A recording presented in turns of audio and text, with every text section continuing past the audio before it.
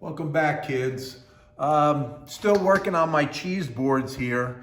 Hoping I can lay out the pattern, cut it out, and make the thing look like a cheese board rather than just two blanks of wood. A couple of things I wanted to note on this.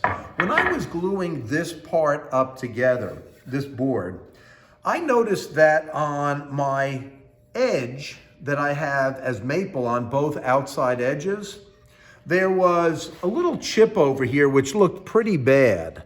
I could have had that on the inside, on the bottom. What I decided to do was to have this on the corner so that when I lay out my template on top of my board, I'll be able to cut that little deformity out. So instead of just taking the boards and getting rid of it and getting new pieces, it's a way to work with it. And imagine if it's in the middle and I put a piece up against there, it's gonna be there forever. So what's the smartest way that I could do this? Again, all of this stuff matters. And as I said to you before, the thinking is the hard part. Trying to solve what I would do for this was an issue until I decided, wow, I can get rid of it on that piece. The same thing happened on this board. If you notice, this little part that was on the edge of the board, I decided to have this on the outside.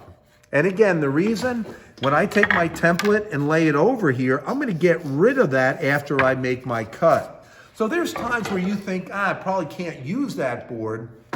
But if you think about it, maybe there is a way. So as I said before, the thinking, always the hard part. Today, what we're gonna do is we're gonna actually lay the template on here and mark this out and cut it. Before I do anything though, if you look at my handle, that all looks nice. These pieces that make up my sides are not completely exactly 90 degrees. They're fairly close. I did a good job of gluing this up because I wasn't drinking. So as a result, this isn't bad, but I still have to square this end up. If these aren't all together in square, these shoulders are not even as well. So I'm gonna have to clean this up here. The same thing is true over here. Pretty good job, but not perfect. So how can I make the end of my board perfect and my shoulder perfect so that when I lay out my pattern, it should work out pretty well? First thing I have to do, I have to square an end. So we're gonna take a walk over to our miter saw and I'm gonna mark out how exactly I'm gonna square this up, make it a nice even end so I can go to the table saw and cut this shoulder. Come on. No.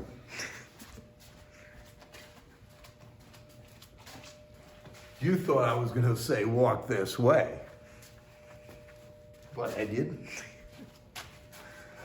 Back here to the old miter saw. The principle of this, we're using it to cross cut. Yes, indeed, we are cross cutting. Obviously, you could see the grain. When I make this cut, I've got an issue. If I draw your attention to the old radial arm saw, yes, indeed, probably about 38 years old or so. The best part about that radial arm saw is that this arm allowed the saw blade to come out 15 inches from the fence. So I could take a board, the board could be this wide or this wide or this wide. I could butt it up against the fence and I could make a cut and it would completely square it up. Not the case.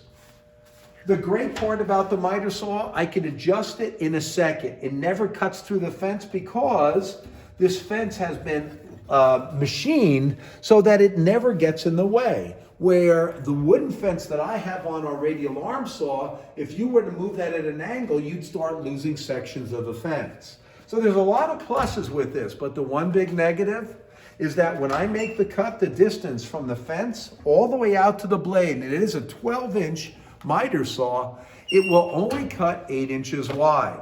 So if I take my measurement across this entire board, if I go 2.5, 3, 6, let's see, 8.5 inches.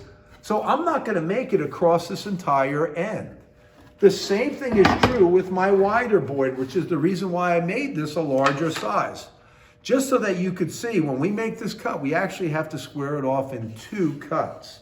The good part is that when I glued these up, this edge right here and this edge are both machined.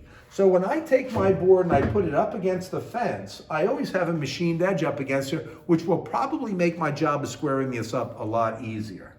To do this, I'll of course do the easy one first. Oh, by the way, I just want to share something with you. When you see these guys do videos, and it used to kill me when I would see this in films, when I was a kid growing up, everything would always work out perfect. When I was sending this board through the surfacer, a couple of times the board got stuck. Either it was the roller that was passing it, or the board on the back side of it wasn't exactly flat. But you always have to deal with that. It's never the way it is in the movies. I have those issues all the time. And we're trying to do this in one take, so it's not like I do it, oh, that's screwed up, let me redo it. It's the way it is. So with anything, you just have to deal with it and use your mind to figure out the best way you can deal with adversity all the time. Let me square this end up. I want to take off as little as I possibly can from that end. So, just like using any good chop saw, miter saw practice, my safety glasses are going to go down, sleeves are rolled up. I am a right-handed person. This saw is meant for a right-handed person. So I'm going to grab hold of the handle, which of course you know has a switch on the right-hand side. I'm going to butt the edge of my cheese board up against my fence, and I'm going to move this in.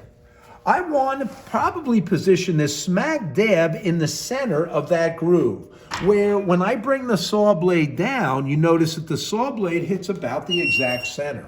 I want to take off as little as I can. So as I slide this over, I want to see exactly where this is going to cut. I said to you guys, when you bring the saw down, a good practice is not to hold onto the handle when you're bringing it down, because just by mistake, if I squeeze this and this saw blade goes down when I don't want it to go down, it becomes a disaster. So what I like to do is hold on to actually the motor of the saw so that when I bring it down, I can see exactly where it's going to cut. Now let's see if I could position this so I take off just a little bit. When I do this, the true indicator of whether it is positioned correctly or not is after I make the cut, I'm going to use my finger and go across the entire end. If I don't feel a difference in any one of the glue joints, I know that it's probably as accurate as I can do it. So I'm going to hold the stock with my left hand, right hand on the handle, and I'm going to bring it slowly down with my safety glasses on. I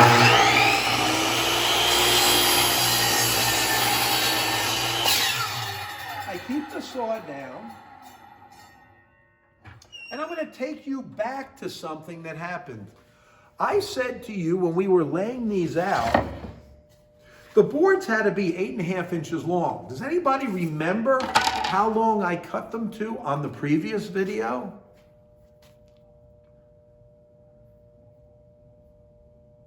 That's right, 8 3/4. So because I squared this end up, you notice I lost about that much across the entire cut. I have a feeling after I make this cut and this cut over here, my board will magically probably be about 8.5 inches long, which is what I need it to be. Let's feel this. This feels absolutely perfectly even, but I missed a spot, a little issue. If that had happened on the radial arm saw, what I usually tell people to do is to actually lift the board up so it would cut through the blade. I don't want to do this on this machine. So what I'm going to do is a little trick that I showed you to square up a board that's wider than 8 inches. I'm going to flip this bad boy around. I'm going to get down on my knee to show you this. I'm going to hold on to the motor. I'm going to bring the saw blade down and check this out. I'm not going to butt it up against the part that didn't cut.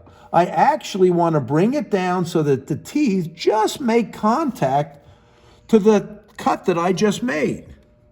So that's about where it has to be, and it would cut through that little section over here to clean it up. So I bring it down, I butt it up against the saw blade. The other thing that I cannot do is I can't do this. I can't bring it all the way down to the table and then butt it up against here. Because if I do that, it's going to make contact with the part that I didn't cut. So again, I bring it down just a little bit, butt it up against the teeth, And now when I make my cut, it should even out. Well, it should, because this is the movies and everything works out in the movies. Let's just see how it works out.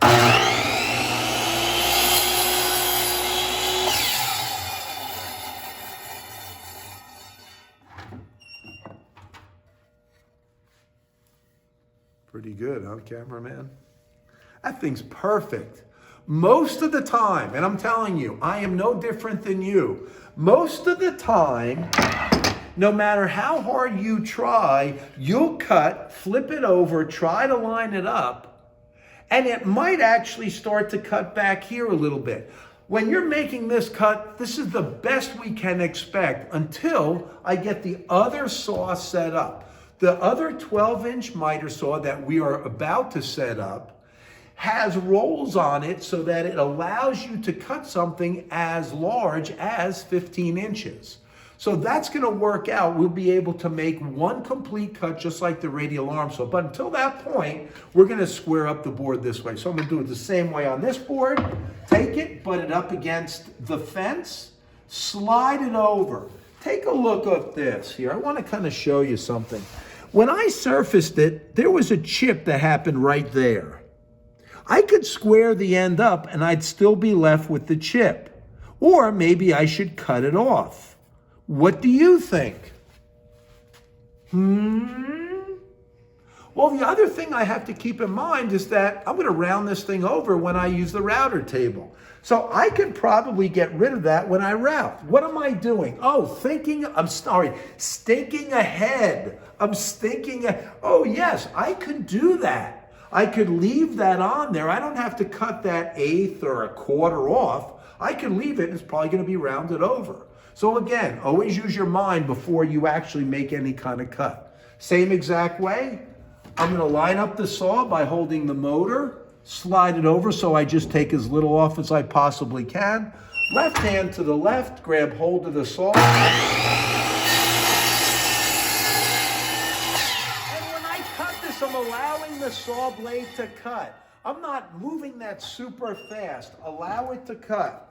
If you look at this, again, nice and even, but that's the part that I didn't cut. So I'm going to take the board, just like I did it on my other cut, flip it around, hold on to the motor, bring it down so it just makes contact with the, oops. That's the end I want to cut off. See what I'm saying? Oh boy, yeah. Do you think this stuff is funny? I do. I'm going to bring this down. I don't know that I can cut this off without hitting that. In other words, I can bring it over. Will it make, no, that section is too far. So what I'm going to do now is the old trial and error. I'm going to butt it up against the saw. Notice this part is not making contact. I could raise it up, bring it over just a little bit, and I'm going to make a cut. Come over to this side, cameraman. I don't want to move this. You can still see that it's still raised up a little bit. So what I'm going to do is tap it a little bit. I just moved it over very little. I cut again. Again, I don't want to move it. Keep it in place. It's like shooting a foul shot and making it. And these guys get off the line now and they congratulate each other. And years ago, we used to just stand in place. So you never left that good, that sweet spot. Right now, because I went to church on Sunday, this is now completely even. What do you mean I didn't go to church? You saying I'm... Well, anyway, it's completely even. Now what I have to deal with are these shoulders over here. If I try to cut this with this saw, I am actually going to cut into the handle. So again, the thinking is the hard part. I got to figure out a better way to do this. We're going to see if the table saw helps. Let's take a walk.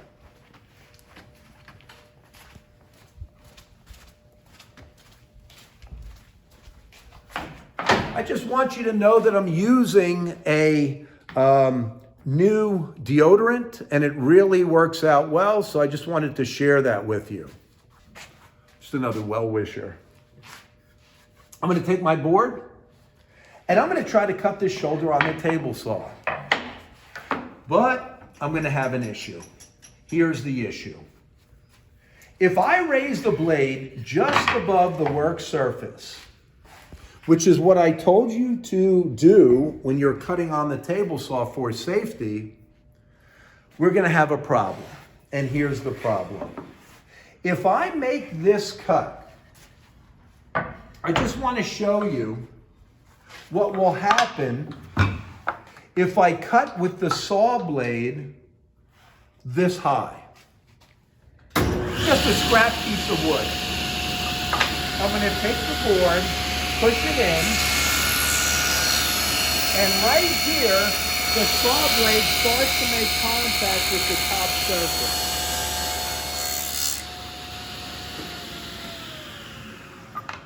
If you look at this shoulder cut, we want this to cut straight down at 90 degrees.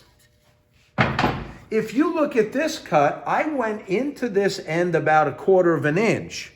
But if I flip this board around, wow, that's going in probably about 2.5 inches. So if I were to make the cut this way, by the time it gets to this point, it will probably hit this shoulder to square it up.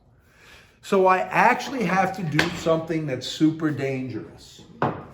I can't cut it on the bandsaw because I want this thing to be exactly 90 degrees.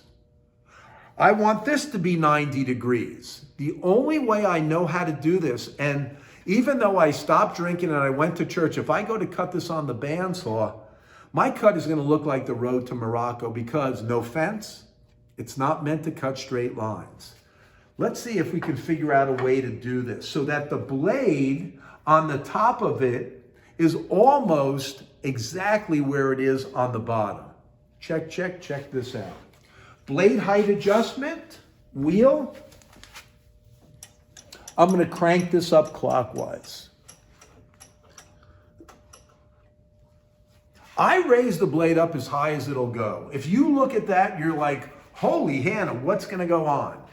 I'm going to try to even this out, and I'm going to show you the difference in the cut that I made on this board. Same exact board, and I'll make a cut. And we'll see where the saw blade lines up when the cut starts and where it is on the bottom of the cut. The reason why this is this way is because this blade is circular. And I know nobody thinks about this if you're a student. But if you're a guy who does woodworking, you're constantly thinking about how much am I losing because of the curve of the blade? And where is that blade going to end up when it finishes its cut? Same exact way. Safety practicing, sleeves rolled up, safety glasses on, lanyard in the back.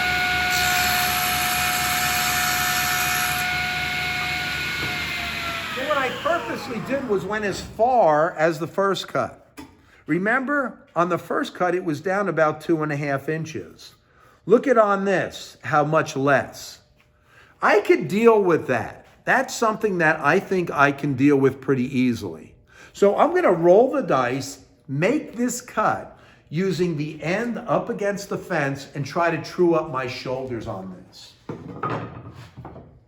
To do this, I'm going to start the cut here, hopefully end the cut just short of this, maybe where the walnut is or a little bit before, and I'll check to make sure that I don't go past this on the bottom side. I loosen up the fence. There really is no setting other than I want to take the point that's furthest in. So if I look at this, I'm cutting off maybe a 1/16 of an inch here. If I flip it around here, do I cut? Yeah, it's about a 1/16, about the same amount. And I'm okay with that.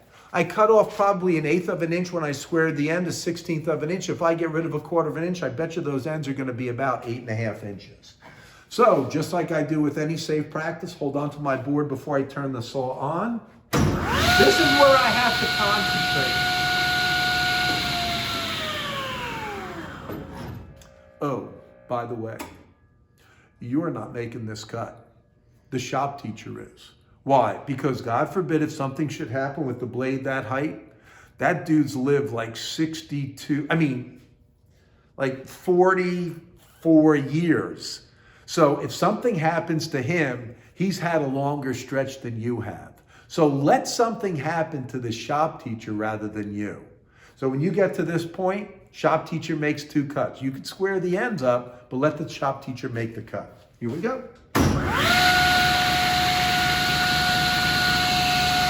When I'm cutting, I'm going to keep both hands on the board. Make sure it's up against the fence. I'm going to get to that point, and I'm just going to pull this all back. And I want to see, did I go past my line on the bottom, this shoulder? No. So I can still go about 1/4 inch.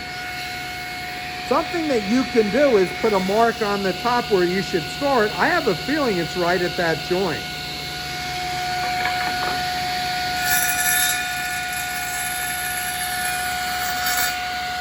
Now I come back, I didn't get all the way to here, but take a look. I'm exactly where I want to be on that. That only happens in the movie. Take the board, flip it over, I'm going to do the other shoulder. 2 thumbs, push it, I'm going to stop at that joint or a little bit before it.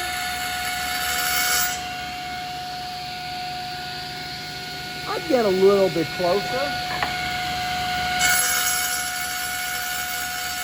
Yeah, that's good. And I came right to the shoulder again. So that's pretty successful. Since I squared the end, I have no idea if this piece is the same exact length as that one. If this setting will work out. I put it up against here. It makes contact with the blade on this side. I flip it around. It makes contact with the blade on that side. I'm going to go for it. I'm going to say it's going to be the same cut. Hold on to the board, safety glasses, sleeves rolled up. You're not making the cut. Got it?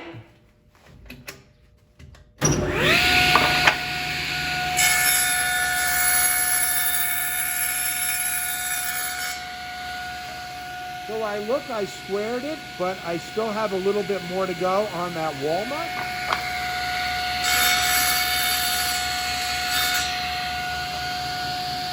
So now I kind of cut into the shoulder a little bit, but I'm still okay, I think.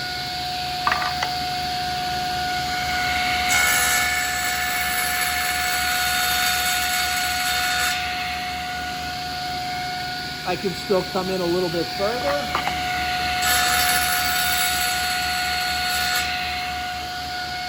And that one is good.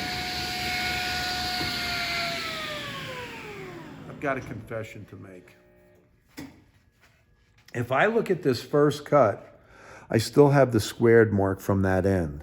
If I feel this, I can still see a little bit of yellow, not good. And I can still cut off a little bit more to even that out. That's what I'm going to do. So again, just because it's a movie doesn't mean it's perfect. I'm going to loosen the fence, move it in a hair, just 1/16 of an inch. I'm going to recut these shoulders.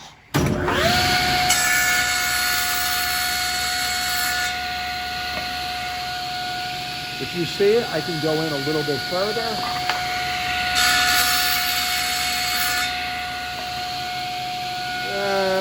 I'm going to leave it like that.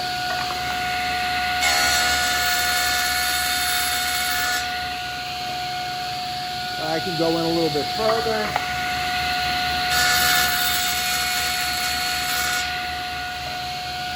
I think that one's perfect. Again, you have to make these decisions. If something's good, can I get away with it? If it's not good, I want to redo it.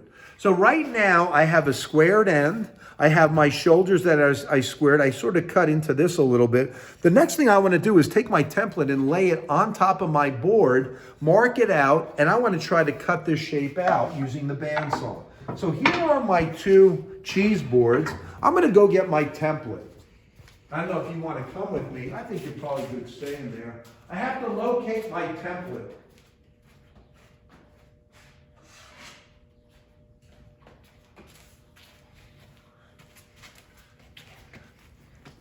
Oh yeah. All right, let's check it out. I take my template, I lay it on here, and it should come out so this is exactly the same width as my template. Let's see how this works out. Oh boy. Oops. Oh boy, we got an issue. Uh-oh, my board is wider. I know this one's gonna be wider, but how do I do this now? Here's how you deal with it. If I take this, some people say I'll center this and I'll draw a line here, I'll cut that on the bandsaw, I'll draw a line. This is perfect. This was cut by a machine. So I don't want to disturb that. The same thing is true with the end. If this thing is short, notice how this is short. I can't stand when people draw a line, they go over to the bandsaw, they cut this out and they think it's going to cut better than the table saw. There's no way you're cutting that better than either on the chop saw or the table saw. Here's the way you're going to do it. Listen to me. Listen. You're going to isolate a corner. Isolate a corner on each one of these corners. I'm going to take out my handy dandy pencil. Now what I'm going to do is I'm going to take my template, I'm going to lay this right where it's supposed to be. I'm going to choose a corner. I'm going to start here. I'm going to butt my template even with the end, even with the edge, just like that. And now what I'm going to do is I'm going to mark this corner. Super dark. As dark as I can make it because I have bad vision. Once I do that, I'll do the same thing over to this side. Butt it up against the end, butt it up against the edge. Good, as dark as I can get it. I'm going to put my pencil line here. I'm going to do the same thing on my corners. I'm now going to butt it up against the shoulder, butt it up against the edge. I'm going to draw the line as dark as I can. And my last corner, I'm going to do the same exact thing. Butt it up against the shoulder, butt it up against the edge, and I'm going to draw my template on the corner. So there are my corners that I have to cut out on the bandsaw. However, I do want to make the more dangerous cut first, which is the cut for the handle.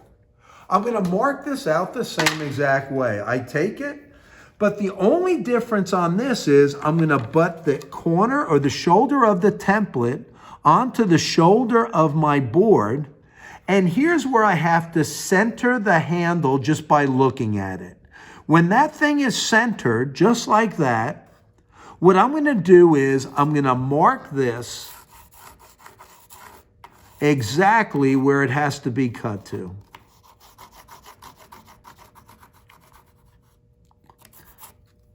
Now, some of you are looking at this and saying, hey, this doesn't work out because it's short. If I put my template here, you notice the template extends past my board. But here's an easy way to do this. Just simply take it, slide it back so you get the curve even with the end, and now I can make any template work out. So here's my handle. Even though it was short, I simply slid it down a little bit and I got it to work. I want to do the same thing to the other side as well for my handle because this gets a little dicey when I'm cutting. I'll do it the same way. Even this out, center it. And when I center it, kids, I'm just looking at it because I think that by eye, you're much better than using a tape measure. I think we can look at something and say, hey, that either works or it doesn't work. Again, my handle is short, so I'm just going to slide it down a little bit. Bop, bop, bop, and I'll mark this one as well. So there's my template on that side for my handle, and I did the same thing on this side. I'm going to do the same thing on this. I wonder if that on YouTube you can make this go real fast. Since we did it once, you go, and I'm talking real funny. I love that one. Wow, this one's a lot wider. This is definitely going to be trickier. My question to you is, why did he draw the pattern on both sides? That's right, both of them. Why did I draw the handle pattern on both sides? The answer to follow on this video, but I'm not going to give you the answer. You have to watch. Bop, bop, bop. So I'm doing this the same exact way as I did it before. Even out the shoulder, center it on the handle, and now we have a different problem. What's the different problem? Cameraman wants to answer. It's too long. Exactly. My board now is too long. What do? Remember before I moved it back? Now I'm moving it up. So I'm going to slide it up, make sure it's still centered. Boy, you're really getting good at woodworking, aren't you, cameraman?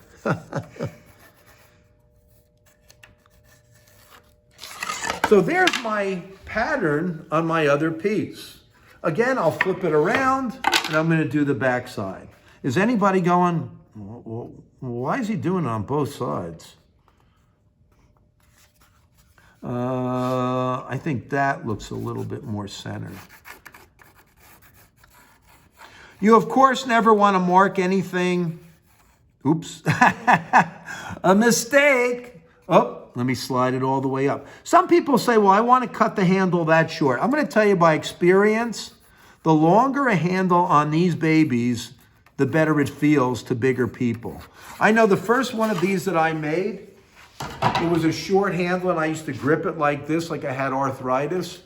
The longer handle makes it feel better, almost feels like a baseball bat or a paddle. Now what I'm going to do is I'm going to cut this. I'm going to cut this on the ooh, I guess I shouldn't cut it on the bandsaw because I said the bandsaw didn't have a fence. Where should I cut this? What cut straight? The chop saw? That looks like it's dangerous. Come on. Let's not go far. We're coming to the same table saw. I'm going to leave the blade the same exact height. You're not making this cut either. What I'm going to do is I'm going to take the board, set the fence to the edge, and what I'm going to do is I'm going to line up the saw blade to line up to the outside of this pencil line. I'm going to start to make this cut. This saw can cut 7,263 times straighter than I can cut. I'm sorry, 7,237,262 times straighter than I can cut on this table saw. No, the table saw cuts straighter than the bandsaw. So I'm going to stay over here. I just got confused with my numbers. I'm going to make this cut. Why did he draw the pattern on both sides? Let's just find out why. I'm going to take the board, start the saw up, and I'm going to begin my cut.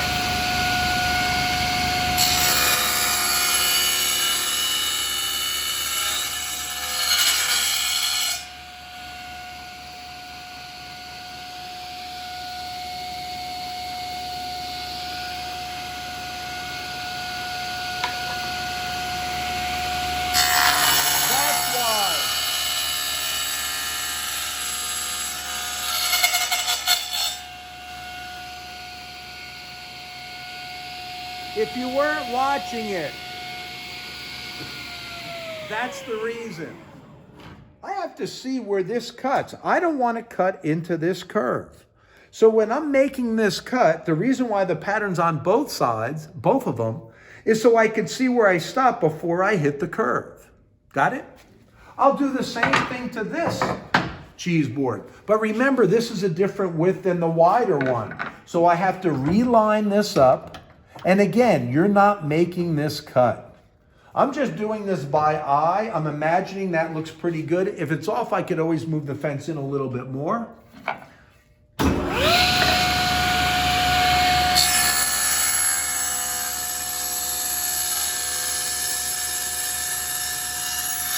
Remember, it's going to cut more on the bottom side than it does on the top side. So you don't want to come all the way down to here. I should say I don't want to come down to there. But this looks a heck of a lot straighter than whenever I can cut on the bandsaw.